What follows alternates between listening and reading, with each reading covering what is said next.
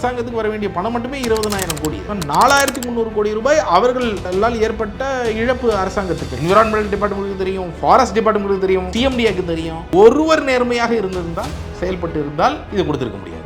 அறுவை சிகிச்சையில் குணம் இது ஆயுட்கால நிவாரணம். டாக்டர் ஸ்ரீவர்மாஸ். பள்ளிக்கரணை சதுப்பு நிலத்தில் வந்துட்டு தனியார் நிறுவனம் கட்டிட்டு இருந்த அந்த கட்டுமான பணிகளுக்கு சுற்றுச்சூழல் அனுமதி ரத்து. அரசாங்கத்தில் இருக்கக்கூடிய மிகப்பெரிய ஆட்சியாளர்கள், அதிகாரிகள் எல்லாம் கூட்டு சதி செய்து ஒரு பள்ளிக்கரணை சதுப்பு நில ராம்சார் பகுதியில் பெறப்பட்ட அந்த அனுமதி ஆட்சி மாற்றம் ஏற்படக்கூடிய அந்த நேரத்தில் கரெக்டாக அது நடந்திருக்கு. நம்ம பக்கம் இருந்தது இதில் உண்மையும் ஆதாரங்களும் மட்டும்தான். தமிழ்நாடு அப்படின்னு எடுத்துக்கிட்டோம்னா, நம்ம தமிழ்நாட்டில் பள்ளிக்கரணை சதுப்பு நிலத்தை 1247 ஹெக்டர் நாங்கள் ஈரநிலங்களாக பாதுகாக்க போகிறோம் அப்படின்னு சொல்லிட்டு அவங்க மேப்போட மத்திய அரசாங்கத்துக்கு அனுப்புகிறாங்க. மத்திய அரசாங்கம் அந்த ராம்சார் செக்ரட்டேரியட்டுக்கு அனுப்புகிறாங்க. அதில் எந்த விதமான நிரந்தர கட்டுமானமும் மேற்கொள்ளக்கூடாது அப்படிங்கிறது செக்ஷன் 4ல் இருக்குது. பள்ளிக்கரணை சதுப்பு நிலம் அப்படிங்கிறதே எங்கள் நிலத்திலேருந்து 1.28 கிலோமீட்டர் தூரத்தில் இருக்குது அப்படின்னு போய் சொல்கிறாங்க. பிரிகேடுக்கு பக்கத்துலேண்டே ஃபாரஸ்ட் கண்ட்ரோலில் இருக்கக்கூடிய மார்ஷ்லேண்ட் நிலத்திலிருந்து 65 மீட்டர் தொலைவில் இவர்கள் இருக்கிறார்கள் என்று பொய்யாக அவங்க ரிப்போர்ட் கொடுத்துருக்கிறாங்க. அதற்கு பிறகு உடனடியாக முனைய நாளில் சிஎம்டிஏ கட்டுமான அனுமதியை கொடுக்கிறது. இதற்கான ப்ரெஷரே டிஎம்கே கவர்மெண்ட்டோடைய ரொம்ப டாப் லெவல்லேருந்து வந்திருக்கு. எல்லாம் தெரிந்தும் கூட ரத்து பண்ணுவதற்கு தயாராக ஹைகோர்ட் போனோம். நீங்கள் வெட்லேண்ட் அத்தாரிட்டி மேலெல்லாம் பயங்கரமான ப்ரெஷர் இருந்தது. இதை ராம்சார்னு காமிக்காம நீங்கள் எப்படியாவது அனுமதி கொடுங்கன்னு பயங்கரமான ப்ரெஷர் இருந்தது. இது நடந்த ஆட்சி காலமும் திமுக ஆட்சி காலம் தான். பிரிகேடு உள்ளே வந்திருக்கிறதா நம்ம சொல்கிறதும் அது திமுகவின் ஆட்சி காலம் தான். ஏதாவது முரண் இருக்கா? என்விரான்மெண்டல் டிபார்ட்மெண்ட்டுக்கு தெரியும், ஃபாரஸ்ட் டிபார்ட்மெண்ட்டுக்கு தெரியும், நீங்கள் சிஎம்டிஏக்கு தெரியும். ஒருவர் நேர்மையாக இருந்திருந்தால், செயல்பட்டு இருந்தால் இது கொடுத்துருக்கோம். நீங்கள் சொல்கிற அந்த நிறுவனம், பிரிகேட் நிறுவனம்ங்கிறது மிகப்பெரிய நிறுவனம், ஒரு பின்புலம் இருக்கிற நிறுவனம் அப்படிங்கிறதெல்லாம் தெரியுது. அவங்க இவ்வளோ சர்ச்சையான இடத்த ஏன் சூஸ் பண்ணணும்? இப்போ இந்த குவாரியை இழுத்து மூடிட்டு 28 கோடி ரூபாய் அபராதம் போடுறேன். நான் என்ன கேட்குறேன்னா, 5 வருஷத்துக்கே இவங்களுக்கு 3 லட்சம் கனமீட்டர் தான் அலௌடு. 6 மடங்கு அதிகமாக எடுத்துருக்கிறாங்க. நீங்கள் மீண்டும் திறந்து விட்டு அடுத்த 3.5 வருஷத்துக்கு எடுத்துக்கோங்கன்னு சொல்கிறீங்க. அவங்க எடுக்க போகிற ஒவ்வொரு கல்லும் சட்டவிரோதமான கல். நூற்றுக்கணக்கான கோடி ரூபாய் அந்த மாதிரி லாபம் பார்த்து கொண்டிருக்கிறாங்க ஒவ்வொரு குவாரிக்காரங்களும் சட்டவிரோதமாக. அதாவது அரசாங்கத்துக்கு வர வேண்டிய பணம் மட்டுமே 20,000 கோடி. இடி என்ன கண்டுபிடிச்சாங்க? 4,300 கோடி ரூபாய் அவர்களால் ஏற்பட்ட இழப்பு அரசாங்கத்துக்குன்னு. ஆனால் அரசுக்கு வந்தது வெறும் 36 கோடி ரூபாய்.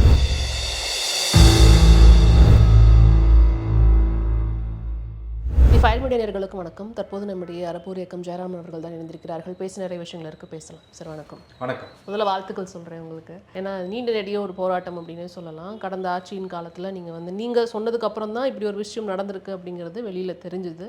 பெரும்பாலும் மீடியாக்களில் அது பெருசாக பேசப்படலைனாலும் அச்சூடகங்களில் கேரி பண்ணப்பட்டது. அதுக்கப்புறம் சோஷியல் மீடியாவில் பெரிய விஷயமா அது பேசப்பட்டது. ஸோ பள்ளிக்கரணை சதுப்பு நிலத்தில் தனியார் நிறுவனம் கட்டிட்டு இருந்த அந்த கட்டுமான பணிகளுக்கு சுற்றுச்சூழல் அனுமதி ரத்து.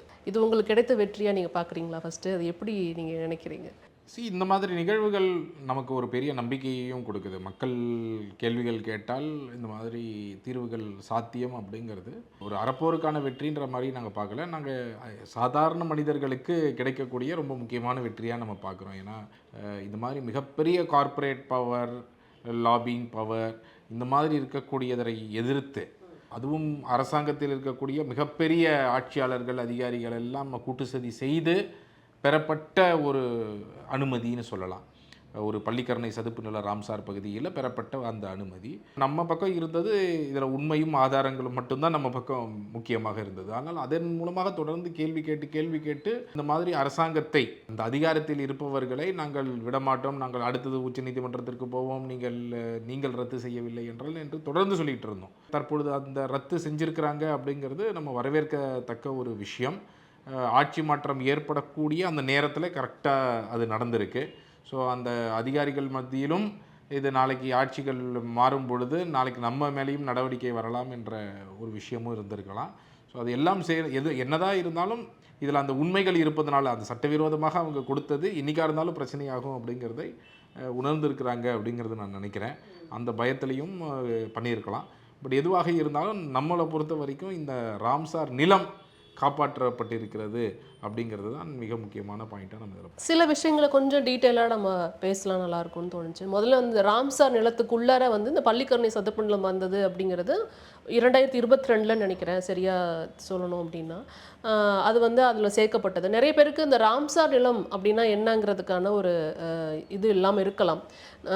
அது குறித்து சில விஷயங்களை நீங்கள் சொன்னீங்கன்னா நல்லா இருக்கும்னு நினைக்கிறேன். அந்த இடத்துலேருந்து ஸ்டார்ட் பண்ணலாம். ராம்சார் அப்படிங்கிறது ஈரானில் ஒரு நகரத்துடைய பெயர்.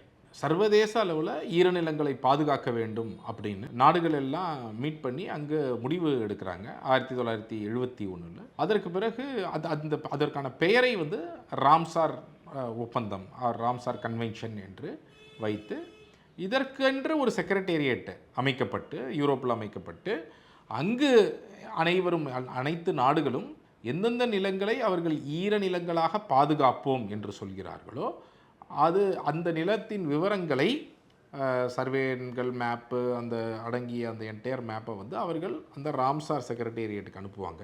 உதாரணத்துக்கு நம்ம தமிழ்நாடு அப்படின்னு எடுத்துக்கிட்டோம்னா நம்ம தமிழ்நாட்டில் பள்ளிக்கரணை சதுப்பு நிலத்தை 1247 ஹெக்டர் நாங்கள் ஈரநிலங்களாக பாதுகாக்க போகிறோம் அப்படின்னு சொல்லிட்டு அவங்க மேப்போட மத்திய அரசாங்கத்துக்கு அனுப்புகிறாங்க. மத்திய அரசாங்கம் அந்த ராம்சார் செக்ரட்டேரியட்டுக்கு அனுப்புகிறாங்க. அவர்கள் அதை பார்த்து அதில் எல்லா கேள்விகள் எல்லாம் அவங்களோட க்ரைட்டீரியெல்லாம் ஃபில் ஆகுது அப்படின்னும் போது அவர்கள் அதற்கான அங்கீகாரத்தை அந்த அங்கீகாரம் எப்படி அப்படின்னு சொன்னால் அவங்களுடைய வெப்சைட்லேயும் சரி ஒரு சர்டிஃபிகேட்டும் கொடுக்குறாங்க ராம்சார் என்று. அண்ட் அதற்கான சப்போர்ட் மெக்கானிசம்ஸ்லாமும் இருக்குது ராம்சார் நிலங்களாக இருக்கக்கூடியது இருக்குது. ஸோ அதை வந்து டிக்ளேர் செய்யும் பொழுது அந்த ராம்சார் கன்வென்ஷனுக்கு கீழே அந்த கன்வென்ஷன் என்ன சொல்லுது அப்படின்னா இந்த நிலங்களில் வைஸ் யூஸ் ஆஃப் வெட்லேண்ட்ஸ், அதாவது இதை வந்து சரியாக பாதுகாக்கப்படும், இதில் எந்த விதமான இதோடைய எக்காலஜிக்கல் கேரக்டர் அது எந்த மாதிரி இருக்கோ அந்த தன்மையை வந்து நாங்கள் மாற்ற மாட்டோம் என்பது தான் அந்த கன்வென்ஷனுடைய ரொம்ப முக்கியமான விஷயமே. அப்போ அந்த ஒப்பந்தத்தை நாம் ஏப்ரல் 8, 2022 அன்று பள்ளிக்கரணை சதுப்பு நிலத்திற்கு செய்து விடுகிறோம். அவங்க வெப்சைட்லேயும் டெசிக்னேட் பண்ணுறாங்க. ஆனால் இப்போ ஒவ்வொரு நாட்டிலையும் அந்தந்த நாட்டுடைய சட்டம் தான் வழிவகுக்கும். இப்போ எங்கேயோ சர்வதேச அளவில் போடப்பட்ட ஒப்பந்தம் இதை வந்து எப்படி பாதுகாக்கும் அப்படிங்கிற கேள்விகள் இருக்கலாம். அதனால தான் அந்த ஒப்பந்தத்தில் என்ன சொல்கிறாங்க, ஒவ்வொரு நாடும் இதற்கேற்றாற்போல் சட்டம் இயற்ற வேண்டும். அப்போ அதன்படி இந்திய அரசாங்கம் என்விரான்மெண்டல் ஆக்டுக்கு கீழே wetland conservation and management rules 2017 இயக்குறாங்க. அந்த சட்டத்தின் விதிகளில் ரொம்ப தெளிவாக செக்ஷன் 3 என்ன சொல்கிறாங்க அப்படின்னா இந்த சட்டமானது எதுக்கு அப்ளை ஆகும் அப்படின்னும்போது அதில் ஒன்று முக்கியமானது wetland categorised as wetland of international importance under Ramsar convention என்று போடுகிறார்கள். ஸோ அந்த ராம்சாரில் ஒன்ஸ் அது வெட்லேண்டாக கேட்டகரைஸ் செய்யப்பட்ட நிலங்கள் இந்த சட்டத்தின் கீழ் வரும் அப்படின்னு சொல்லிடுறாங்க. அடுத்ததாக செக்ஷன் 4 அதில் என்னெல்லாம் செய்யக்கூடாது அந்த நிலங்கள் அப்படின்னும்போது அதில் எந்த விதமான நிரந்தர கட்டுமானமும் மேற்கொள்ளக்கூடாது அப்படிங்கிறது செக்ஷன் 4 இருக்குது. அந்த கேட்டகரைஸ்ட் அப்படின்னும்போது சர்டிஃபிகேட்டில் டெசிக்னேட்டட்னு இருக்குது. ஸோ கேட்டகரைஸ்டும் டெசிக்னேட்டடும் ஒன்றா அப்படின்னு கேட்டிங்கன்னா அது அவங்களோட கைட்லைன்ஸ்லேயே டிஃபைன் பண்ணியிருக்கிறாங்க. வெட்லேண்ட்ஸ் கன்சர்வேஷன் அண்ட் மேனேஜ்மெண்ட் ரூல்ஸோடைய கைட்லைன்ஸ் இருக்குது. அதில் ரொம்ப தெளிவாக அந்த செக்ஷன் 3 வெட்லேண்ட்ஸ் டெசிக்னேட்டட் ஆஸ் இந்த செக்ஷன் ரூல் 3A உடைய டெஃபினிஷனுக்கு designated as designate by the union of இந்தியான்னு தெளிவாக கொடுத்துருக்குறாங்க. ஸோ இது ரொம்ப தெளிவாக எந்த நாள் டெசிக்னேட் செய்யப்பட்டதோ அந்த நாள் முதல் அந்த மேப் இவங்க என்ன சப்மிட் பண்ணியிருக்காங்க. ஸோ இப்போ நம்ம சொல்லக்கூடிய அந்த மேப் வந்து எங்கெல்லாம் இருக்குது அப்படின்னு பார்த்தீங்கன்னா அந்த நாள் முதல் ராம்சார் தளத்தில் சர்வதேச அளவில் ராம்சாரில் அந்த மேப் இருக்குது. இன்னும் இப்போ போனால் கூட நீங்கள் பார்க்கலாம். அந்த மேப்பு வந்து தமிழ்நாடு ஸ்டேட் வெட்லேண்ட் அத்தாரிட்டி நம்மளுடைய வெப்சைட்லேயும் அந்த மேப்பு வந்து இருக்கிறது. யூனியன் ஆஃப் இந்தியாலேயும் அந்த மேப் வந்து இருக்கிறது. அந்த மேப்பில் குள்ளே வரக்கூடிய சர்வே எண்கள் 304 சர்வே எண்கள் மொத்தம் வருகிறது 1247 ஹெக்டரில். அதற்குள் வரக்கூடிய இந்த பிரிகேடு நிறுவனத்துடைய அந்த சர்வே எண்கள் 453, 495/2C, 96, 97, 98. ஸோ இந்த இடங்கள்லாம் அந்த சர்வே எண்களுக்குள்ளே தான் வருது அப்படிங்கிறதெல்லாம் நம்ம ஆதாரங்களோட கொடுத்துருக்கோம். இதுல வந்து என்ன கேள்வி வருது அப்படின்னா 2022 தான் வெட்லாண்டோட வந்து இது சேர்க்கப்பட்டிருக்கு, ராம்சாரோட சேர்க்கப்பட்டிருக்கு. இது நடந்த ஆட்சி காலமும் வந்து திமுக ஆட்சி காலம் தான். பிரிகேடு உள்ள வந்திருக்கிறதா நம்ம சொல்றதும் அது திமுகவின் ஆட்சி காலம் தான். அப்போ வந்து இங்க ஏதாவது முரண் இருக்கா? ஒரு வேளை சிஎம்டிஏக்கும் ஈரநிலம் அது அது கிடைக்கல அப்படிங்கிற ஒரு காரணத்துக்காக தான் இன்னைக்கு வந்து அனுமதி ரத்து செய்யப்பட்டிருக்கு அப்படிங்கிற ஒரு தகவல் வந்திருக்கு. இவங்க 2 பிரிவினருக்கும் இடையே ஒரு எதுவும் முரண்பாடுகள் இருக்கா? ஏன்னா சிஎம்டிஏ அப்ரூவல் கொடுத்துருக்காங்க. இந்த விஷயத்தில் என்ன நடந்தது அப்படின்னா, ஆதாரப்பூர்வமாக இருக்கக்கூடிய தகவல்கள் ப்ளஸ் நம்ம அங்கே உள்ளுக்குள்ளே இருக்கக்கூடிய விஷயங்களும் சிலது நமக்கு என்ன நடந்தது அப்படிங்கிறது தெரியுது ரொம்ப கிளியராக. என்னென்னா, ஒன்று ஆதாரப்பூர்வமாக என்ன இருக்குது, ஏப்ரல் 8, 2022 அது டெசிக்னேட் செய்யப்பட்டது. பெருமையுடன் முதலமைச்சர் வந்து நாங்கள் பள்ளிக்கரணை சதுப்பு நிலத்தை ராம்சார் நிலமாக அப்போதைய முதலமைச்சர் அவர்கள் சொன்னார். ஆனால் ஜூலை 2022 தான் பிரிகேட் மார்கன் என்னும் அந்த ஜாயிண்ட் வெஞ்சர், பிரிகேடுங்கிற நிறுவனம் வந்து கன்ஸ்ட்ரக்ட் பண்ணுறாங்க. மார்கனுங்கிறது அந்த லேண்டுடைய ஓனர்னு கிளைம் பண்ணுறாங்க. ஸோ இவங்க ஜாயிண்ட் வெஞ்சராக ஜூலை 2022 சுற்றுச்சூழல் அனுமதிக்கு கோர்றாங்க, முதல் அப்ளிகேஷன் போடுறாங்க. அதற்கு பிறகு பலதரப்பட்ட விஷயங்கள்லாம் நடக்குது. ஜனவரி 2025 அவர்களுக்கு முறைகேடாக environmental clearance state environmental impact assessment அத்தாரிட்டியால் வழங்கப்படுது. ஆனால் கேட்டது வந்து 2022 அவங்க கேட்டிருக்காங்க. 22 ஜூலையில். ஏப்ரல் அது வந்து ராம்சாராக அறிவிக்கப்பட்டு விட்டது. ஸோ ஏப்ரலுக்கு பிறகு ஜூலையில் அப்ளை பண்ணும்போது, ஜூலை மாதமே என்ன சொல்லியிருக்கணும், அப்ளை பண்ணும்போது நீங்கள் இதற்கு கொடுக்க முடியாது, ஏன்னா உங்களுடைய சர்வே எண்கள் ராம்சார் எல்லைக்குள் வருவதால் உங்களுக்கு எந்த விதமான கட்டுமான அனுமதியும் நாங்கள் கொடுக்க முடியாது என்று சொல்லி ஃபைலை ரிட்டர்ன் பண்ணியிருக்கோம். ஆனால் முயற்சிகள், திட்டங்கள் அப்படிங்கிறது வந்து ராம்சாரா சேர்க்கப்படுறதுக்கு முன்னாடியே நடந்திருக்க வாய்ப்பு இருக்கா? இருக்கலாம். ஆனால் வந்து அதாவது என்ன அப்ளிகேஷன் வந்து அவங்க என்விரான்மெண்டல் இதுக்குன்னு ஒரு ப்ராசஸ் இருக்குது. என்விரான்மெண்டல் கிளியரன்ஸோடைய அப்ளிகேஷன் ஜூலை 2022 தான் வருது. விச் மீன்ஸ் அதான் ஃபர்ஸ்ட் பாயிண்ட் ஆஃப் டைம் அவங்க நாங்கள் இங்கே கட்ட வேண்டும் என்று கோருகிறார்கள். அதற்கு முன்னே அவங்க கம்பெனிக்குள்ளே நாங்கள் முடிவு பண்ணுறாங்க நாங்கள் இங்கே கட்டணும்னா அதெல்லாம் வந்து வராது. இப்போ நீங்கள் இன்றைக்கி கவர்மெண்ட்டுக்கு கேட்குறீங்க, கேட்குற நாள் அன்றைக்கி ஆல்ரெடி அது ராம்சாருக்குள்ளே இருக்கக்கூடிய ஒரு நிலம். ஸோ அதில் எந்த விதமான கட்டுமானமும் நீங்கள் கேட்கவே முடியாது. அவர்கள் கேட்கும்போது நிறைய மிஸ்ரெப்ரசன்ட் பண்ணுறாங்க. அது ராம்சாருக்குள்ளே இருக்குங்கிறத மறைக்கிறாங்க. பள்ளிக்கரணை சதுப்பு நிலம் அப்படிங்கிறதே எங்கள் நிலத்துலேருந்து 1.28 கிலோமீட்டர் தூரத்தில் இருக்குது அப்படின்னு பொய் சொல்கிறாங்க. இதெல்லாம் வந்து அவங்களுடைய அப்ளிகேஷன் ஃபார்மில் பொய் சொல்கிறாங்க. ஸோ இதெல்லாம் நாங்கள் தெளிவாக எங்களுடைய புகாரில் தெரிவிச்சிருக்கிறோம். அதற்கு பிறகு என்விரான்மெண்டல் டிபார்ட்மெண்ட் வந்து ராம்சார் நிலத்திற்கு அருகில் இருப்பது போல் இது தெரிகிறது, இதோடைய கோஆர்டினேட்ஸை சப்மிட் பண்ணுங்கன்னு கேட்குறாங்க. அப்போது ராம்சார் என்ற ஒன்று இருக்கிறது என்பது ஸ்டேட் என்விரான்மெண்டல் இம்பாக்ட் அசஸ்மெண்ட் அத்தாரிட்டிக்கும் தெரிஞ்சிருக்கிறது. அப்போ அவங்க வெட்லேண்டு டிபார்ட்மெண்ட்டுக்கிட்டேருந்து அதோடைய மேப்பை வாங்கியிருந்தாங்கனாலே இது ராம்சாருக்குள்ளே இருக்குது அப்படிங்கிறது தெரிஞ்சிருக்கும். ஸோ அவங்களுக்கு தெரிந்துதான் அதையெல்லாம் வாங்காமல், ஏன்னா ராம்சார் என்று ஒன்று இருப்பது அவங்களுடைய மினிட்ஸ்லேருந்து ரொம்ப தெளிவாக தெரியுது. ஆனால் அவங்க அதோடைய லேட்டிடியூட் லாங்கிடியூடை வாங்கலை கடைசி வரைக்கும். வெட்லேண்ட் அத்தாரிட்டிக்கிட்டே வாங்கின மாதிரி அந்த மினிட்ஸில் எதுவுமே ரெக்கார்ட் இல்லை. அதே மாதிரி ஃபாரஸ்ட் டிபார்ட்மெண்ட் வந்து இதற்கு பிரிகேடுக்கு பக்கத்து லேண்டே ஃபாரஸ்ட் கண்ட்ரோலில் இருக்கக்கூடிய மார்ஷ் லேண்டு பார்த்தீங்க அப்படின்னு சொன்னாங்க.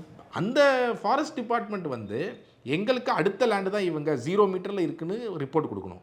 ஆனால் எங்கள் நிலத்திலிருந்து 65 மீட்டர் தொலைவில் இவர்கள் இருக்கிறார்கள் என்று பொய்யாக அவங்க ரிப்போர்ட் கொடுத்துருக்குறாங்க. ஸோ இது மாதிரி பலதரப்பட்ட பொய்களை வைத்து தான் இந்த என்விரான்மெண்டல் கிளியரன்ஸ் என்பதே கொடுக்கப்படுகிறது. அதற்கு பிறகு உடனடியாக முனைய நாளில் ஜனவரி 23, 2025 அன்று சிஎம்டிஏ கட்டுமான அனுமதியை கொடுக்கிறது. சிஎம்டிஏல சேகர் பாபு அமைச்சராக இருக்கிறார், நமக்கு நல்லா தெரியும். அப்போ அன்சுல் மிஸ்ரா அவர்கள் மெம்பர் செக்ரட்டரியாக இருக்கிறார், இவர்கள் கொடுக்குறாங்க உடனே. அப்போ இந்த மாதிரியான ஒரு ஹைரைஸ் பில்டிங்கை நீங்கள் ராம்சாருக்குள்ளே ஸ்ட்ரெயிட்டவே தடை இருக்குது, எந்த விதமான கட்டுமானத்துக்கு அனுமதி கொடுக்க முடியாதுன்னு தெரிந்தும் கூட இந்த துறைகள் எல்லாம் கொடுத்துருக்குறாங்க. அப்போ நாங்கள் வெளியிட்ட பிறகாவது இதை ஒப்புக்கொண்டு அவங்க உடனடியாக ரத்து செஞ்சுருக்கணும். அப்பையும் ஒப்புக்கொள்ளவில்லை. எதனால் அப்படின்னு சொன்னால் இதற்கான ப்ரெஷரே டிஎம்கே கவர்மெண்ட்டோடைய ரொம்ப டாப் லெவல்லேருந்து வந்திருக்கு.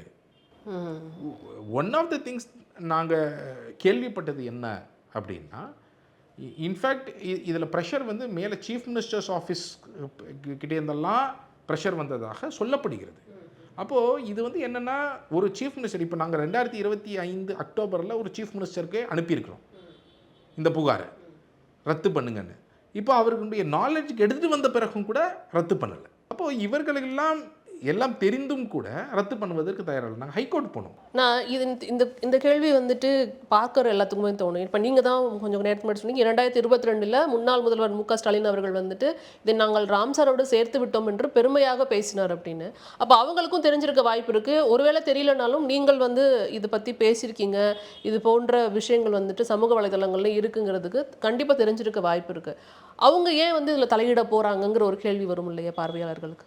ஏனென்றால் அதோடைய லாபியிங் பவர் அவ்வளோ ஸ்ட்ராங். நீங்கள் வந்து பிரிகேட் என்பது எவ்வளவு பெரிய நிறுவனம் அப்படிங்கிறது உங்களுக்கு தெரியும். மார்கன் என்பது அந்த நிலத்தை வைத்திருப்பவராக கூறுபவர் ரிலையன்ஸ் பாலசுப்ரமணியம் என்று ரிலையன்ஸில் திருபாய் அம்பானியுடைய ரைட் ஹேண்டாக இருந்த ஒருவர். அவர் வந்து இன்ஃபேக்ட் குரூப் இண்டஸ்ட்ரீஸுடைய பிரசிடெண்டெல்லாம் இருந்திருக்கிறாரு. இப்பொழுது ரிட்டையர் ஆகிட்டார். அவங்களுடைய ஃபேமிலியோட அந்த மார்கன் அப்படிங்கிற கம்பெனியோட லேண்டை வந்து கிளைம் பண்ணுறாங்க. ஸோ இவர்கள் எல்லாம் மிகப்பெரிய லாபியிங் பவர் கொண்டவர்கள். ஸோ இவர்களுடைய அந்த லாபியிங் பவர்னால தான் நீங்கள் வந்து வெட்லேண்ட் அத்தாரிட்டி மேலெல்லாம் பயங்கரமான ப்ரெஷர் இருந்தது. ஓகே, இதை வந்து ராம்சார்னு காமிக்காமல் நீங்கள் வந்து எப்படியாவது அனுமதி கொடுங்கன்னு பயங்கரமான ப்ரெஷர் இருந்ததாக நான் கேள்விப்படுகிறேன். அப்போ அந்த மாதிரியான ஒரு ப்ரெஷர் மேலளவுலேருந்து இப்போ நீங்கள் இதெல்லாம் ஏதோ ஒரு கீழளவில் ஒரு துறை முடிவு பண்ணி ஒரு துறை அப்ஜெக்ட் பண்ணியிருந்தா கூட, ஏன்னா இவங்க எல்லாருக்குமே தெரியும் ராம்சார் பற்றி. என்விரான்மெண்டல் டிபார்ட்மெண்ட்டுக்கு தெரியும், ஃபாரஸ்ட் டிபார்ட்மெண்ட்டுக்கு தெரியும், அடுத்ததுன்னு நீங்கள் சிஎம்டிஏக்கு தெரியும். இதில் ஒருவர் நேர்மையாக இருந்திருந்தால், செயல்பட்டு இருந்தால் இது கொடுத்துருக்க முடியாது. நல்லா புரிஞ்சுக்கோங்க. அனைவரும் இதில் வந்து தப்பு பண்ணியிருக்கிறாங்க அப்படிங்கிறத தான் நம்ம பார்க்கணும். அப்போது யாருமே நீங்கள் இதை வந்து ராம்சார் பகுதின்னு தெரிந்தும் கூட நீங்கள் ராம்சாருடைய லேட்டிடியூட் அண்ட் லாங்கிடியூடை கொண்டு வந்து செக் பண்ணலை, இல்லை மேப்பை கொண்டு வந்து, இது ரொம்ப விஷுவலாக பார்க்கக்கூடிய விஷயம். இந்த பிரிகேடோடைய லேண்ட் அந்த இடத்துல ஷேப் எப்படி வரும்னா இப்படி போயிட்டு இப்படி வரும். அந்த ராம்சாருடைய மேப்பு எல்லை அது கரெக்டாக அந்த இடத்துல தான் அந்த உள்ளுக்குள்ளே அவங்களுடைய இடம் இருக்குது. ஸோ நீங்கள் அந்த மேப்புடைய எல்லை ஷேப்பை பார்த்துருந்தீங்கன்னாலே உங்களுக்கு தெரிஞ்சிருக்கும். பார்த்தாலே கண் முன்னாடி உங்களுக்கு பார்த்தாலே தெரியுது. ரொம்ப டீட்டெயில்டாக கூட பார்க்கறதில்லை. அவ்வளவு எளிமையாக இருக்கக்கூடிய ஒரு விஷயத்தை கூட இவர்கள் மூடி மறைத்து இருக்கிறார்கள் என்றால் எந்த அளவுக்கு இவங்க, அதனால தான் நாங்கள் சொல்கிறோம் இன்றைக்கி நீங்கள் அட்லீஸ்ட் இப்போது இதெல்லாம் வந்து சிஎம்டியோடைய மினிஸ்டராக சேகர் பாபு இருந்திருக்கிறாருன்னா நீங்கள் சேகர் பாபு அளவில் விசாரிக்கணும் எப்படி அவர் இந்த மாதிரி அனுமதியெல்லாம் கொடுக்கிறார் அப்படின்னு சொல்லிட்டு. ஸோ இது கண்டிப்பாக அந்த ஒரு ப்ரெஷரில் தான் அதிகாரிகள் கூட. அதனால தான் நீங்கள் இன்னொரு பக்கம் பார்த்தீங்கன்னா இப்போ ரத்து செஞ்சதும் பார்த்தீங்கன்னா எந்த டைமில் ரத்து செய்கிறாங்க பாருங்கள். 16 ஏப்ரல் அன்றைக்கி ஸ்டேட் வெட்லேண்ட் அத்தாரிட்டி, இன்ஃபேக்ட் நாங்கள் கோர்ட்டில் போனோம். கோர்ட்டில் கூட நாங்கள் வந்து ஹைகோர்ட் வந்து நாங்கள் இதில் தலையிட முடியாது, மெரிட்குள்ளே போக மாட்டோம் நாங்கள், ஆனால் இதில் தலையிட முடியாது, உச்சநீதிமன்றத்தில் ஆர்கிட்ரேட்டி எல்லா வெட்லேண்ட் சம்மந்தமான வழக்குகளும் அங்கே இருக்கிறதுனால நாங்கள் தலையிட முடியாது, நீங்கள் அப்ராப்ரியேட் அத்தாரிட்டி எதர் கவர்மெண்ட் முன்னாடியோ உச்சநீதிமன்றத்துக்கோ நீங்கள் போங்க அப்படின்னு சொன்னாங்க. அங்கே கூட ஸ்டேட் வெட்லேண்ட் அத்தாரிட்டியோ இல்லை கவர்மெண்ட்டோ வந்து இது ராம்சார் மேப்புக்குள்ளே தான் இருக்குதுன்னு நம்ம சொல்கிறோம். ஜட்ஜு கேட்குறாரு, ஜட்ஜே பார்க்குறாரு இந்த மேப்பை. அப்போ கூட கவர்மெண்ட் சைட்லேருந்து வாயை திறந்து உள்ளே இருக்குன்னு அவங்க சொல்லலை. ஏப்ரல் மாதம் இந்த வழக்கு நடத்தினது நவம்பர், டிசம்பர், ஜனவரி, பிப்ரவரி வரைக்கும். ஓகே, 2025 25லேருந்து 26 பிப்ரவரி வரை. இப்போ அந்த நேரத்தில் கூட இவங்க வாயை திறக்கலை. கோர்ட்டில் வந்து நாங்கள் பார்க்கணும் இப்படியே சொல்லிட்டு இருக்காங்க. கண் முன்னாடி தெரியுது.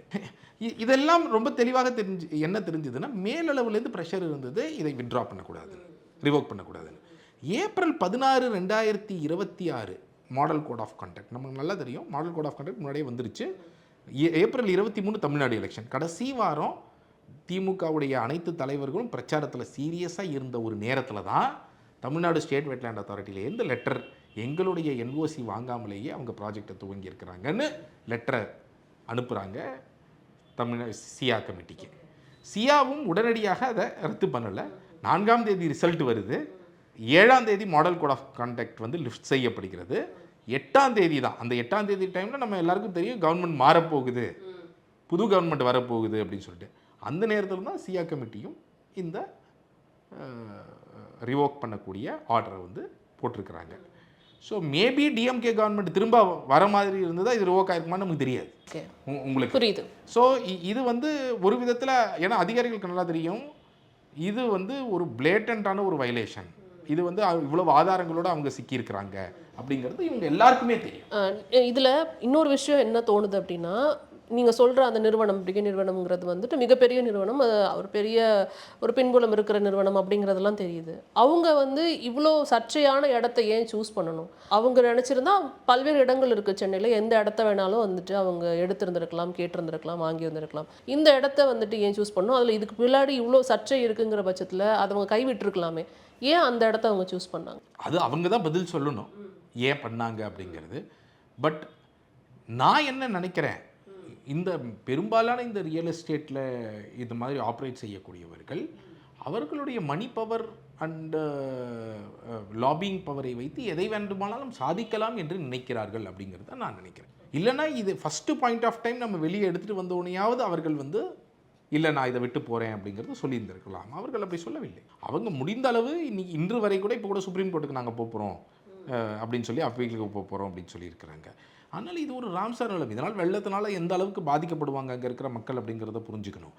இன்றைக்கி வந்து அவங்க என்ன ஸ்டேட்மெண்ட் கொடுக்குறாங்க, நாங்கள் பட்டா வச்சுருக்கிறோம். இன்றைக்கி நீங்கள் பட்டா வச்சுருக்கலாம், ஆனால் இது ஒரிஜினலாக என்னது மார்ஷ்லேண்ட். பட்டா அப்படிங்கிறது இன்றைக்கி தாசில்தாருக்கு லஞ்சம் கொடுத்தா எப்படி வேணால் பட்டா கொடுப்பாங்க இன்றைக்கி. ஸோ இது வந்து ஏதோ ஒரு பாயிண்ட் ஆஃப் டைமில் இல்லீகலாக ஏதோ ஒரு வழியாக பட்டா வந்து இருக்கும். இது ஒரிஜினலாக பெரும்பாக்கம் ரிசர்வ் ஃபாரஸ்ட் லேண்டு. அப்போது நான் என்ன கேட்குறேன்னா, இன்றைய தினம் நீங்கள் வந்து இன்னைக்கு வந்து நம்ம வெளிக்கொண்டு வந்திருப்பது இந்த ஒன்று தான் இல்லையா? இப்போ இந்த மாதிரி எவ்வளவு ஈரநிலங்கள்ல எவ்வளவு காணாமல் அதே கேள்விதான் இருக்கு. இப்போ உச்சநீதிமன்றமே பார்த்தீங்கன்னா இந்தியா முழுக்க இருக்கிற 2,01,000 வெட்லேண்டில் இந்த மாதிரி பவுண்டரி ஐடென்டிஃபை பண்ணப்பட்டதற்குள் எந்த விதமான கட்டுமானமும் மேற்கொள்ளக்கூடாதுன்னு ஒரு ஸ்டே கொடுத்துருக்குறாங்க. அந்த ஸ்டே இப்போ பிரிகேடுக்குமே அப்ளிகபிள். அப்படி இருந்தும் கூட அவங்க கட்டுமானத்தை கட்டுறதுக்கு முயற்சி பண்ணிட்டு தான் இருந்தாங்க. ஸோ அப்படி ஒரு ஸ்டே இருந்தும் கூட இன்றைக்கி நாடு முழுக்க ரியல் எஸ்டேட்டில் பல்வேறு வெட்லேண்ட் காணாமல் போய்கொண்டு தான் இருக்கிறது. இதில் இன்னொரு விஷயம் என்ன அப்படின்னா, கிட்டத்தட்ட வந்து சிஎம்டிஏ அப்ரூவல் கொடுத்துருக்காங்க, அது இன்னும் நம்ம கேன்சல் பண்ணலைங்கிறதையும் நம்ம இங்கே பேச வேண்டியது இருக்குது. பட் சிஎம்டிஏ அப்ரூவல் கொடுத்துருக்குறாங்கங்கிற ஒரு காரணத்துக்காக இப்போ இவங்களே இந்த நிறுவனத்திடமே வந்து எத்தனை பேர் வந்துட்டு பணம் முன்கூட்டியே பணம் கொடுத்து வாங்கினாங்க, அப்பார்ட்மெண்ட் வாங்கினாங்கிறது நம்மளுக்கு தெரியாது. கிட்டத்தட்ட 1250 குடியிருப்புகள் கட்டுறதா அவங்க பிளான் வச்சுருந்தாங்க அப்படிங்கிற மாதிரி நம்மளுக்கு தெரியுது. எத்தனை பேர் முன்பணம் கொடுத்தாங்க, எத்தனை பேர் வந்துட்டு ஃப்ளாட் புக் பண்ணாங்க அப்படிங்கிறது தெரில. ஆனால் மக்கள் வந்து சிஎம்டிஏ அப்ரூவல் கொடுத்துருக்குறாங்க, அதை நோக்கி தானே போவாங்க. அப்போ இது போன்ற நீங்கள் சொல்கிற மாதிரி இது போன்ற எத்தனை விஷயங்கள் நடந்திருக்குன்னு தெரியாது, இது ஒன்று தான் நம்மளுக்கு தெரியுதுன்னு. இதுக்கு என்ன தான் தீர்வு இப்போ ஆக்சுவலாக? இன்றைக்கி வந்து நாம் அரசாங்கத்தை வந்து ஒரு ட்ரஸ்டியாக பார்க்குறோம். நான் ஒரு லேண்டு வாங்குறேன்னா அது ஒரு பட்டா இருக்குது இல்லை இது இருக்குன்னா அது ஜென்யூனாக இருக்குது, அது நீர்நிலை இல்லை அப்படின்னு அரசாங்கத்தை நம்பக்கூடிய அளவில் இன்றைக்கி அரசாங்கங்கள் இல்லை. அப்போது மக்களே இந்த ஆராய்ச்சிகளை செய்ய வேண்டிய அவசியமும் ஏற்படுகிறது அன்ஃபார்ச்சுனேட்லி ஒரு பக்கம். இன்னொரு பக்கம் நம்ம என்னென்னா அரசாங்கத்திட்ட இதை மெயினாக நம்ம அரசாங்கத்திட்ட தான் கேட்கணும். ஏன்னா ஏற்கனவே ஹைகோர்ட் சொல்லியிருக்கு, தமிழ் நிலம்னு ஒரு வெப்சைட் போட்டு நீங்கள் எல்லா நீர்நிலைகளுடைய சர்வே நண்பர்களையும் அதில் போடணும்னு சொல்லியிருக்கு. இன்றைக்கி போய் நீங்கள் ஆக்சஸ் பண்ணிட முடியுமா அது எளிமையாக?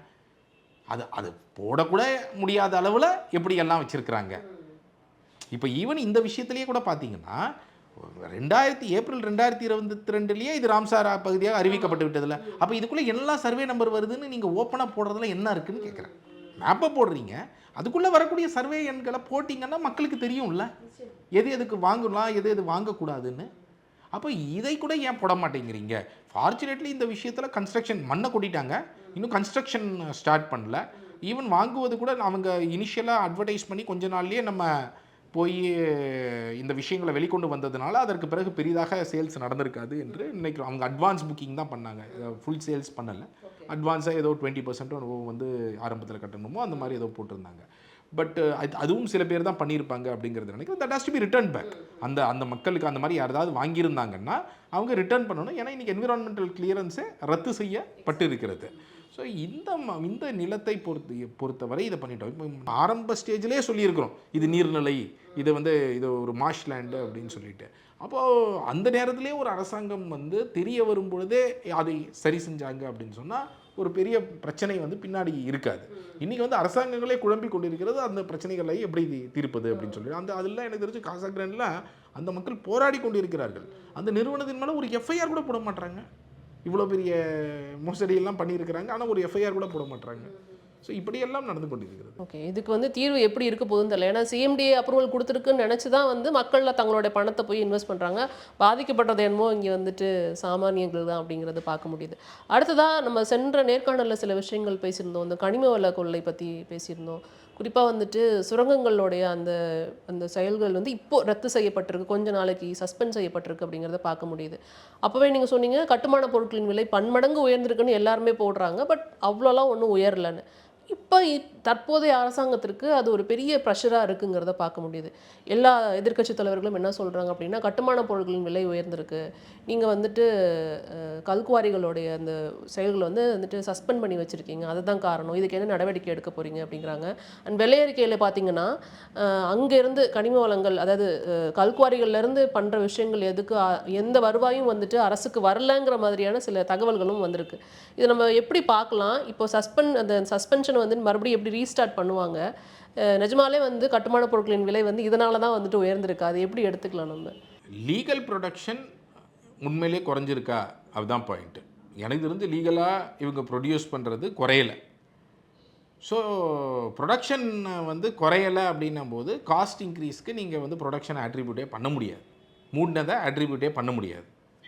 மூடினதுனால சட்டவிரோத வேலைகள் நின்றுது அப்படின்னு சொன்னால், சட்டவிரோத வேலைகள்னால தான் இன்றைக்கி காஸ்ட் கம்மியாக இருந்தது, நீங்கள் சட்டவிரோத வேலைகளை எப்படி நிப்பாட்டுவீங்க அப்படின்னு கேட்டிங்கன்னா அதற்கு ஆன்சர் கிடையாது. நீங்கள் வந்து சட்டவிரோதமாக ஒருத்தங்க மைனிங் பண்ணாங்கன்னா அதை நிறுத்தி தான் ஆகணும். இதற்கு தீர்வு சட்ட ரீதியாக மைனிங் பண்ண வைப்பது தான் இதற்கான தீர்வாக இருக்கும். அப்போது இதை வந்து நீங்கள் வந்து சில குவாரியை மூடி இருக்கிறாங்க அதனால் காஸ்ட் ஏறிடுச்சு அப்படின்னு சொல்வது ஒரு அபத்தமான ஒன்றாக தான் நான் வந்து பார்க்குறேன். இதற்கு வந்து ரொம்ப முக்கியமாக அரசு எப்படி செயல்பட வேணும்னா அதுக்கு ஒரு சட்டம் இருக்கிறது. சட்டம் என்ன சொல்லுது? நீங்கள் காஸ்ட் ஆஃப் மினரல் ரெக்கவர் பண்ணுங்கள். எந்த அளவுக்கு அவங்க அதிகமாக எடுத்திருக்கிறாங்களோ, இப்போ உதாரணத்துக்கு நான் ஒன்று சொல்கிறேங்க. ஒரு குவாரி 5 வருஷத்தில் 3 லட்சம் கனமீட்டர் எடுக்கணும். அந்த குவாரி என்ன பண்ணுறாங்கன்னா 2022 ரெய்டுக்கு போகும்போது 1.5 வருஷத்தில் 1,10,000 கனமீட்டர் எடுத்துட்டாங்க. ஓகே, அதாவது 1,10,000 கனமீட்டர் எடுத்துருக்கணும். ஓ, அந்த 1.5 வருஷம் அவங்க ரெய்டுக்கு போகும்போது அவங்களுடைய அலோவபிள் லிமிட் வந்து 1,10,000 கனமீட்டர் தான். ஏன்னா 5 வருஷம் சேர்த்து அவங்க 3 லட்சம் தான் எடுக்கணும். வருஷம் 60,000 எடுக்கணும். ஸோ ஒரு வருஷம் 8 மாதமோ 10 மாதமோ ஆயிருந்தது அவங்க ரெய்டுக்கு போகும்போது. ஸோ அந்த நேரத்தில் அவங்க 1,10,000 மேக்ஸிமம் 1,10,000 கனமீட்டர் தான் எடுத்துருக்கணும். இவங்க என்ன கண்டுபிடிக்கிறாங்கன்னா அவங்க 6,78,000 கனமீட்டர் எடுத்துருக்கிறாங்கன்னு கண்டுபிடிக்கிறாங்க ஒரு வருஷத்தில். அந்த 1.5 வருஷத்தில் 6,78,000 கனமீட்டர். இப்போ 5 வருஷம் எடுத்தாலே அவங்க 3 லட்சம் கனமீட்டர் தான் எடுத்துருக்கணும். இப்போ இந்த குவாரியை அரசாங்கம் போய் கண்டுபிடிக்குது. என்ன பண்ணணும் அரசாங்கம்? இப்போ இந்த குவாரியை இழுத்து மூடிட்டு அபராதம் போடுறாங்க. 28 கோடி ரூபாய் அபராதம் போடுறாங்க. அப்போது ஜெயகாந்தன் ஒரு IAS அதிகாரி வந்து அதை வெறும் 1 கோடியாக குறைத்து விட்டது மட்டும் இல்லாமல் அதை மீண்டும் திறந்து விடுகிறார். ஓகே, நான் என்ன கேட்குறேன்னா 5 வருஷத்துக்கே இவங்களுக்கு 3 லட்சம் கனமீட்டர் தான் அலௌடு. 1.5 வருஷத்துலேயே இவங்க 6,78,000 கனமீட்டர் எடுத்துட்டாங்க. 1,10,000 கனமீட்டர் தான் அன்னி தேதிக்கு எடுத்துருக்கணும். 6 மடங்கு அதிகமாக எடுத்துருக்குறாங்க. நீங்கள் அபராதத்தை பெரிய அளவில் ஒரு பக்கம் குறைச்சிங்க, அதுவே ஒரு மிகப்பெரிய தப்பு. ஏன்னா காஸ்ட் ஆஃப் மினரல் ரெக்கவர் பண்ணணுங்கிறது தான் சட்டம். பட் அதை தாண்டி நீங்கள் மீண்டும் திறந்து விட்டு அடுத்த 3.5 வருஷத்துக்கு எடுத்துக்கோங்கன்னு சொல்கிறீங்களே, அவங்க எடுக்க போகிற ஒவ்வொரு கல்லும் சட்டவிரோதமான கல் தானே. ஏன்னா 3 லட்சம் கனமீட்டர் தான் 5 வருஷம் ஆப்ரேட் பண்ணலாம் எடுக்க முடியும். அதான் 6,78,000 எடுத்துட்டாங்களே. அதற்கு பிறகு 3.5 வருஷம் ஆப்ரேட் பண்ண விட்டாங்க. நாங்கள் அதுக்கப்புறம் போராடி அதுக்கப்புறம் 1 வருஷம் 1.5 வருஷம் கழிச்சு அந்த ஒரு குவாரியை மூடினோம். அந்த மாதிரி தான் பல்வேறு குவாரிகள் இயங்கி கொண்டிருக்கிறது. திருநெல்வேலியில் நாங்கள் பார்த்ததில் பல்வேறு குவாரிகள் அந்த மாதிரி இயங்கிட்டு இருக்கு. இப்போது இதை வந்து மூடக்கூடாதுன்னு சொல்வது எவ்வளவு அபத்தமானது. நீங்கள் அப்படி லீகலாக உங்களுக்கு ப்ரொடக்ஷன்னா நீங்கள் லீகலாக பண்ணக்கூடிய ஆட்களுக்கு லைசன்ஸ் கொடுத்து அவர்கள் அந்த லிமிட்டுக்குள்ளே பண்ணுறாங்கங்கிறத நீங்கள் ட்ரோன் வச்சு என்ஷூர் பண்ணி செய்யணும்.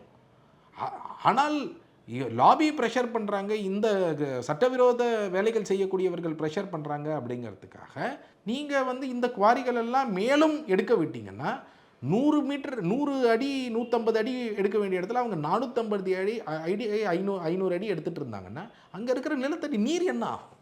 அங்கே சுற்றி இருக்கிற விவசாயிகளுக்கு தண்ணீர் என்ன ஆகும்? பட் இந்த தரப்பு என்ன சொல்கிறாங்க அப்படின்னா, நீங்கள் மூடி வச்சிருக்கிறது தான் இங்கே பெரிய பிரச்சனை, அதை வந்து செயல்பாடுகளுக்குள்ளே கொண்டு வாங்க, இப்படி பண்ணுறதுனால நிர்வாகம் வந்துட்டு ஸ்தம்பிச்சிரும் இல்லையா? அப்போ வந்துட்டு நீங்கள் என்ன குற்றமோ அதை வந்துட்டு களைவதற்கான வழியை ஒரு பக்கம் பாருங்கள், இது டெய்லி செயல்பட விடுங்க அப்படின்னு சொல்றாங்க. அது எப்படி சரியா அது இருக்குங்கிறது எப்படி 6,78,000 கனமீட்டர் எடுத்த ஒரு ஆளை நீங்க செயல்பட விடுங்கன்னு எப்படி சொல்ல முடியும்? அவங்க தான் 3 லட்சம் தானே எடுக்கணும். 3 லட்சம் எடுத்துட்டாங்களே அவங்க தான். எப்படி அவங்கள செயல்பட வைக்க முடியும்? மற்ற குவாரிகளை சொல்றாங்க. இப்ப மூடி இருக்கிறாங்க இல்லையா, எல்லாத்தையும் டெம்பரரியா மூடி இருக்கிறாங்க. டெம்பரரியா மூடிய குவாரிகள் எல்லாம் இது போலதான். அதை புரிஞ்சுக்கோங்க. அவங்க எவ்வளவு மைனிங் லீஸ் படி எடுக்க வேண்டிய லிமிட் 5 வருஷத்துக்கு எடுக்கணுமோ அதை தாண்டி எடுத்து விட்டார்கள். அந்த மாதிரி குவாரிகளை தான் மூடி இருக்கிறாங்க. ஏதோ நீங்க இந்த மாதிரி இன்னைக்கு வந்து லீகலா லைசன்ஸ் ஓட எடுக்கக்கூடிய குவாரிகளை விட இந்த மாதிரி இல்லீகலாக ஒரு 5 மடங்கு 6 மடங்கு எடுக்கக்கூடியவர்கள் தான் மிகப்பெரிய அளவில் இருக்கிறாங்க. இதுல இருந்து வர வருமானம் பெரும்பாலும் வந்துட்டு அரசாங்க கஜானாக்கு வரலங்கிறது வந்து இப்ப இருக்கிற அரசோடைய குற்றச்சாட்டா இருக்கு. அது உண்மையா? உண்மை தானே. நீங்கள் 2021 கோவிடுக்கு பிறகு நீங்கள் வெறும் 1000 கோடின்னு வெறும் உங்களுக்கு வருமானம் வந்துக்கிட்டு இருக்கு. கடந்த ஆண்டு மட்டும்தான் மினரல் லேண்ட் பேரிங் டேக்ஸ் போட்டதுக்கு பிறகு 4000 கோடி தாண்டுது. அது 90 ரூபா ஒரு கனமீட்டருக்கு அவங்க கூடுதலாக போட்டிருக்கிறாங்க. அதற்கு பிறகு தானே அப்போது ஒரு மெட்ரிக் டன்னுக்கு போட்டிருக்கிறாங்க. அதுக்கு பிறகு தானே இப்போது வந்து 4000 கோடிக்கு கூடியிருக்கு. அப்போ இவங்க என்ன பண்ணிட்டு இருக்கிறாங்க இவ்வளோ நாளாக அப்படிங்கிறது? நீங்கள் குவாரியோடைய அளவு எனக்கு தெரிஞ்சு திருநெல்வேலிலாம் 18-20 குவாரி இருந்தது. ஒரு மேபி 25 குவாரி இருந்துக்கலாம் அந்த காலகட்டத்தில். கிட்டத்தட்ட 120 குவாரிகளுக்கு அதிகரிச்சாச்சு. உங்களுக்கு அவ்வளோ குவாரிகள் அதிகரித்தும் கூட நீங்கள் வந்து ரெவென்யூ கடைசியில் கவர்மெண்ட்டுக்கு வர வேண்டிய ரெவென்யூ பெரிய அளவில் இன்க்ரீஸே ஆகலைன்னா எல்லாமே சட்டவிரோதமாக பாஸ் அவங்க ஒரு பாஸ் அடித்து 5 வாட்டி எடுத்துகிட்டு போகிறாங்க, 6 வாட்டி எடுத்துகிட்டு போகிறாங்க. அந்த பிளாக் அவங்களே பாஸ் அடித்து எடுத்துகிட்டு போகிற எந்த விஷயத்துக்கும் அவங்க எந்த விதமான ராயல்ட்டியோ எந்த விதமான அந்த காஸ்ட் ஆஃப் மெட்டீரியலே அரசாங்கத்துக்கு சொந்தமாக அந்த மாதிரி சட்டவிரோதமாக எடுத்துகிட்டு போகிறது. இது எதுவுமே பே பண்ணாமல் யாரோ ஒரு தனி மனிதனுக்கு வந்து இது போயிட்டு இருக்கு. நூற்றுக்கணக்கான கோடி ரூபாய் அந்த மாதிரி லாபம் பார்த்து கொண்டு இருக்கிறாங்க ஒவ்வொரு குவாரிக்காரங்களும் சட்டவிரோதமாக. இது லாபம்னா நேர்மையான லாபம் கிடையாது. இது சட்டவிரோதமாக அவர்கள் செய்யக்கூடிய முறைகேடு. இதெல்லாம் அரசாங்கத்துக்கு வர வேண்டிய பணம். அதாவது அரசாங்கத்துக்கு வர வேண்டிய பணம் மட்டுமே 20,000 கோடி. இதில் நீங்கள் சட்ட ரீதியாக செய்ய வைக்கணும். நீங்கள் சாண்ட் மைனிங் நீங்கள் பண்ணீங்க திமுக அரசில் 36 கோடி அரசு கஜானாக்கு வந்த பணம். அந்த cartel sand cartel Ramachandran Karikalan அந்த இடி என்ன கண்டுபிடிச்சாங்க? 4300 கோடி ரூபாய் அவர்களால் ஏற்பட்ட இழப்பு அரசாங்கத்துக்குன்னு. வெறும் 36 கோடி ரூபாய். சாண்ட் யாருக்கு சொந்தம்? அரசுக்கு சொந்தம் அந்த மணல். ஆனால் அரசுக்கு வந்தது வெறும் 36 கோடி ரூபாய். இது எப்படிங்க ஒரு நியாயமாக இருக்க முடியும்? நீங்கள் வந்து இதை சீர் செய்தால் நீங்கள் இன்றைக்கி வந்து கட்டுமான பொருளை கட்டுப்படுத்தணும்னா நீங்கள் மற்ற ஸ்டேட்டுக்கு போகக்கூடியதை நீங்கள் கம்மி பண்ணுங்கள். அதுக்கான டேக்ஸை இன்க்ரீஸ் பண்ணுங்கள், அதுக்கான டைமிங்கை ரெகுலேட் பண்ணுங்கள். அப்படியெல்லாம் செய்து தான் நீங்கள் மற்ற ஸ்டேட்டை வந்து ஸ்டாப் பண்ணணும் ஃபஸ்ட்டு. அப்படி இருந்தால் நீங்கள் முதல்ல நமக்குவான ரிசோர்ஸஸை முதல்ல நமக்கு தேவையான அளவுக்கு கிடைக்குதாங்கிறத பாருங்கள். ரெண்டாவது, தேவையில்லாமல் இந்த ஹைவேஸில் பிடபிள்யூடியில் போடக்கூடிய ஸ்கீம். நீங்கள் இன்றைக்கி ஹைவேஸில் போனீங்கன்னா தெரியும், எல்லா இடத்துலையும் ஃப்ளைஓவர்னு சொல்லி நீங்கள் டைவர்ஷனாக போயிட்டுருப்பீங்க. இதை முடிச்சாங்கன்னா அடுத்ததில் போடுவாங்க. அது தேவையில்லையா என்பதை தாண்டி இன்றைக்கி நீங்கள் அவ்வளவு மண்ணுகளையும் ஜல்லிகளையும் கொட்டி மிகப்பெரிய அளவில் இது நடந்து கொண்டு இருக்கிறது. இதெல்லாம் என்ன அக்கௌண்டபிள்? இன்றைக்கி அந்த மைனிங் துறையில் ஒரு ஜீவோ இருக்குது. என்ன சொல்கிறாங்க அப்படின்னு சொன்னால், ஒரு பிடபிள்யூ டிபார்ட்மெண்ட்டோ ஹைவேஸ் டிபார்ட்மெண்ட்டோ ஒரு மண்ணோ இந்த மாதிரி ஜல்லி அவங்க வாங்குறாங்கன்னு சொன்னால் அது நியாயமான முறையில் தான் அவங்களுக்கு முதல்ல வருதா அப்படிங்கிறத அவங்க என்ஷூர் பண்ணணும். அந்த டிரான்சிட் பாஸை சரண்டர் பண்ணிட்டு தான் அவங்க பேமெண்ட்டே கொடுக்கணும். ஆனால் இந்த எந்த துறையும் இதை செய்வது கிடையாது. அப்போ சட்டவிரோதமாக அவர்களுக்கு அள்ளி இன்னைக்கு போயிட்டுருக்கு. இந்த குவாரிகளிலேருந்து மலைகளை உடைத்து இது வந்து தமிழ்நாடு ஃபுல்லாக நடந்துகிட்ருக்கு. நீங்கள் கேரளாவுக்கு ஒரு பக்கம் போகுது, இந்த பக்கம் கோயம்புத்தூர் இதுலேருந்து போகுது, அப்புறம் கர்நாடகாவுக்கு ஒரு பக்கம் கிருஷ்ணகிரியிலேருந்து அந்த பக்கம் போயிட்டுருக்கு. அன்ரெகுலேட்டட். அது லீகலாக போகிறத பற்றி நம்ம பேசல. ஒரு லாரி லீகலாக போகுதுன்னா 5 லாரி 6 லாரி இல்லீகலாக போகுது. இன்னி வரைக்கும் கூட அதுக்கான அந்த இ-பாஸ் மெக்கானிசம் இன்னும் இம்ப்ளிமெண்ட் செய்யப்படலை. ஓகே. ஸோ இது சம்மந்தமாக அதாவது நீங்கள் போய் பார்க்க போகிறப்போ உங்களுக்கு நடந்த சில சம்பவங்கள் இருந்தது. ஸோ அதுக்கு இன்றைக்கி ஒரு தீர்ப்பு கிடச்சிருக்குன்னு நாங்கள் வந்தோன்னே சில விஷயங்களை ஷேர் பண்ணிங்க. அதை கூட ஷேர் பண்ண முடியுமா? சரி, திருநெல்வேலியில் மக்கள் இவ்வளவு பிரச்சனைகளுக்கு உள்ளாகிறாங்களே, அவங்களுடைய வாய்ஸை அவங்க என்னென்ன கஷ்டங்களை மேற்கொள்கிறாங்க. இப்போ வீடு கிராக் விழுது, இந்த மாதிரி தண்ணீர் பிரச்சனை அப்படின்னா, அப்போது அதை வந்து ஒரு கருத்து கேட்பு கூட்டமாக நடத்துவதற்கு நாங்கள் நவம்பர் 2, 2025 திருநெல்வேலியில் ஒரு கூட்டம் ஏற்பாடு பண்ணியிருந்தோம். அப்போ அந்த கூட்டத்தில் மக்கள் கிட்டத்தட்ட 100க்கும் மேற்பட்டோர் பல்வேறு அந்த இடங்கள்லேருந்து, குவாரினால் பாதிக்கப்பட்ட இடங்கள்லேருந்து அவர்கள் பேச வந்திருந்தாங்க. அந்த பேச வந்து கொஞ்ச நேரத்திலே பார்த்திங்கன்னா ஒரு 25-30 வக்கீல்கள் குவாரி தரப்பு ஆட்கள் என்று சொல்லி அவங்க பின்னாடி வந்து உட்காந்தாங்க. உட்காந்தோடனே நாங்கள் வந்து போலீஸ்கிட்ட போய் சொன்னோம், இவங்கெல்லாம் நாங்கள் அழைக்கவில்லை, இவங்க யாருன்னே தெரில, இவங்க மாதிரி வந்திருக்கிறாங்க, ஏதோ கலாட்டா செய்ய வந்திருக்கிற மாதிரி தெரியுது, உங்களுக்கு இன்ஃபார்ம் பண்ணுறேன்னு நாங்கள் இன்ஃபார்ம் பண்ணியாச்சு. இன்ஃபார்ம் பண்ணதுக்கு பிறகும் கூட காவல்துறை எந்த நடவடிக்கையுமே எடுக்கலை. அவங்கள விசாரிக்கலை, அவங்கள வெளியில் கூப்பிட்டு போகல, எதுவுமே பண்ணலை. அவர்கள் 2 விவசாயிகள் அவங்களுடைய விஷயங்களை சொல்கிறாங்க. அதுக்கு 3வதாக ஒரு தரப்பு ஒருத்தர் வராரு, ஒரு பஞ்சாயத்துடைய வைஸ் பிரசிடென்ட். அவர் ரொம்ப நாளாக ஃபைட் பண்ணிகிட்டு இருக்கிறாரு அங்கே இல்லீகலுக்கு வரீங்க. அவர் வந்து பேச வராரு. அந்த நேரத்தில் இவங்க வந்து கலாட்டா பண்ண இறங்குறாங்க. இறங்கி பயங்கர கலாட்டா பண்ணி அவங்க என்ன பண்ணுறாங்கன்னா, சேர்லாம் எடுத்து வீசி அடித்து ஃபஸ்ட்டு என்ன அட்டாக் பண்ண வராங்க, என்ன செக்யூர் பண்ணுறாங்க நம்மளுடைய ஆட்கள். இது எல்லாமே மீடியா முன்னாடி நடக்குது. கம்ப்ளீட் மீடியா வீடியோ எடுத்துகிட்டு இருக்கிறாங்க. போலீஸ் இருக்கிறாங்க. நான் போலீஸை சொல்கிறேன், இவங்களெல்லாம் கூப்பிட்டு போங்கன்னு. இப்போ ஆனால் அதை மீறி சேர் எடுத்து நம்ம அட்வொகேட்டு மண்டையில் அடிக்கிறாங்க. இதெல்லாம் நடக்குது. இதில் என்ன வேடிக்கைன்னா, இன்று வரை அவர்கள் இப்போது அதில் உடனடியாக எஃப்ஐஆர் போட்டிருக்கணும். நான் புகார் கொடுத்தேன் இன்றைக்கி. ஆனால் என்னுடைய புகார் ஏற்கப்படாமல் அவங்களே சுவமோட்டோவாக ஒரு எஃப்ஐஆர் போட்டாங்க. ஓகே, உங்களை கன்சிடர் பண்ணல, உங்களை எதுவுமே கேட்கல, விசாரிக்கல. ஆமாம், அதற்கு பிறகு நான் விசாரணைக்கு தயார் என்பதையும் நான் அவருக்கு சொன்னேன். நான் அதை ரிட்டனாகவும் அமைச்சிருக்கிறேன். இது எப்போ நடந்தது சரியா சார்? இது நவம்பர் 2, 2025 அன்று நடக்கிறது. அந்த போலீஸ் கூட பார்த்தீங்கன்னா, இப்போ மீடியாலாம் ரொம்ப இதுவாக வந்தது. அவர் சட்டையை பிடிச்சிட்டு போய் ஒருத்தரை கொண்டு போய் ஒரு ஜீப்புக்குள்ளே வைக்கிறாரு, பயங்கர அதிரடியாக போலீஸ் நடவடிக்கை எடுத்தாருன்னு. அதெல்லாம் போய் அவர் போய் அங்கே உள்ள ஒருத்தரை வைக்கிறாரே தவிர, அதற்கு பிறகு வந்த உடனே நான் சொல்கிறேன் அவர்கிட்ட, நீங்கள் யார் மாபை லீட் பண்ணுறாங்களோ அவங்கள முதல்ல வெளியே அனுப்புங்க. அவங்கள வெளியே அனுப்பிச்சா தானே இந்த கூட்டம் வெளியே போகும். அதனால் அவங்க வெளியே அனுப்புறதுக்கு ரெடியாக இல்லை. அவர் இந்த இதை சீன் கிரியேட் பண்ணிவிட்டு வந்துட்டு, நீங்கள் முதல்ல மீட்டிங்கை நிப்பாட்டுங்க, நீங்கள் ஏன் மீட்டிங் நடத்துகிறீங்க, நீங்கள் இதுக்கு அனுமதி வாங்கியிருக்கிறீங்களா அப்படின்னு தான் வந்தார். நான் என்ன சொன்னேன், இது இன்ஹால் மீட்டிங், இதற்கு வந்து அனுமதி தேவையில்லை. உங்களுக்கு இன்ஃபர்மேஷன் ஆல்ரெடி இருக்குது. காலையில் 9 மணிக்குலேருந்தே போலீஸ் இங்கே இருக்கிறாங்க பந்தோபஸ்துக்கு. அப்போ அப்படி இருக்கும்பொழுது நான் போலீஸ்க்கும் இன்ஃபார்ம் பண்ணியிருக்கிறேன், என்ன பிரச்சனை அப்படின்னு கேட்கும்பொழுது அவர் உடனே ஹால் ஓனருக்கு கால் பண்ணி அவர்களை மிரட்டி இதோட நீங்கள் மீட்டிங்கை நிப்பாட்டிக்கணும் அவங்க மூலமாக நமக்கு சொல்ல வச்சாங்க. ஓகே. ஸோ அவர்களுடைய நோக்கமே என்னவாக இருந்ததுன்னா, இந்த மீட்டிங் நடக்கக்கூடாது. அவர்களுக்கு போலீஸ்க்கும் இருந்த இன்ஸ்ட்ரக்ஷன் இந்த மீட்டிங் நடக்கக்கூடாது, அதை நிறுத்துவதில் தான் இருந்தாங்க. ஸோ போலீஸும் அந்த ஹேண்ட் இன் க்ளோவாக எப்படி இதில் இருந்தாங்கங்கிறத நாங்கள் கண்கூடாக பார்த்தோம். அதற்கு பிறகு இன்வெஸ்டிகேஷன் நாங்கள் அவங்களுக்கு சொல்லியிருக்கிறோம், ரிட்டனாகவும் சொல்லியிருக்கிறோம். நான் ரிமைண்டர் கொடுத்துருக்குறேன். டெப்டி கமிஷனர்கிட்ட நான் பேசியிருக்கிறேன். டெப்டி கமிஷனர்கிட்ட நான் வந்து நாங்கள் எப்போ வரணும்னு கேட்டிருக்கேன். இட் வில் பி டன் ட்ரான்ஸ்பரண்ட்லி, உங்களை கண்டிப்பாக அழைப்போம்னாரு. ஆனால் எங்களை யாரும் அழைக்கவில்லை, எங்களை கூப்பிடலை. அவங்க வந்து கடைசியில் நாங்கள் நீதிமன்றத்துக்கு போகிறோம், மதுரை ஹைகோர்ட்டில். இது மாதிரி எதுவுமே நடக்கலை, இதில் இன்வெஸ்டிகேஷனும் நடக்கலை. உடனடியாக, ஏன்னா அவங்க குவாரி தரப்பு ஆட்கள் என்று குவாரி அசோசியேஷன் நாங்கள் வந்து அவங்க தரப்பில் வந்திருக்கிறோம்னு சொல்லி வயலன்ஸ் பண்ணியிருக்கிறாங்க. இவங்க எல்லாம் வக்கீல்கள் வேறு. அப்போ இந்த மாதிரி இருக்கக்கூடிய ஆட்கள், அவங்க மேலே சில பேர் மேலெலாம் கொலை வழக்குலேருந்து பலவிதமான வழக்குகள் இருக்குது அப்படிங்கிறத கண்டுபிடிச்சிருக்கிறோம். அதெல்லாமும் கொடுத்துருக்குறோம். ஒருத்தர் மேலே குண்டு வழக்கு வேறு இருக்குது, ஏதோ பெட்ரோல் பாம்பு போட்டாருன்னு சொல்லி அந்த வழக்கு வேறு இருக்குது. ஸோ இந்த மாதிரியான வழக்குகள் இருக்கக்கூடிய நபர்கள். அப்போது நாங்கள் கொடுத்தும் கூட நடவடிக்கை எடுக்கலை அப்படின்னும் போது மதுரை ஹைகோர்ட் போகிறோம், இது வந்து சிபிசிஐடி இன்வெஸ்டிகேஷன் மாற்றணும் அப்படின்னு சொல்லிட்டு. இன்றைய தினம் நம்ம பேசி கொண்டு இருக்கும்போது இப்போ இந்த தீர்ப்பு வந்திருக்கு. நீதிபதி மிக கடுமையாக சாடியுள்ளார்.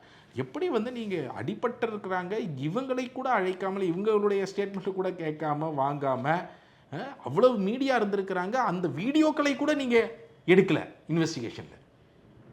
அந்த வீடியோக்கள் இருந்திருக்கு, வீடியோக்களை கூட இவங்களோட இவ்வளோ ஃபோட்டோ இது கொடுத்துருக்குறாங்க, எதையுமே நீங்கள் வந்து லட்சியம் பண்ணவில்லை அப்படின்னு சொல்லிட்டு ரொம்ப தெளிவாக அவர் வந்து கடைசியில் என்ன சொல்கிறாரு, இந்த இது வந்து நான் சிபிசிஐடிக்கு மாற்றுகிறேன், அவர்கள் 3 மாத காலத்திற்குள் விசாரித்து குற்றப்பத்திரிகை தாக்கல் செய்ய வேண்டும் என்று இன்று மதுரை உயர்நீதிமன்றம் ஒரு ஆணையை பிறப்பித்திருக்கிறது.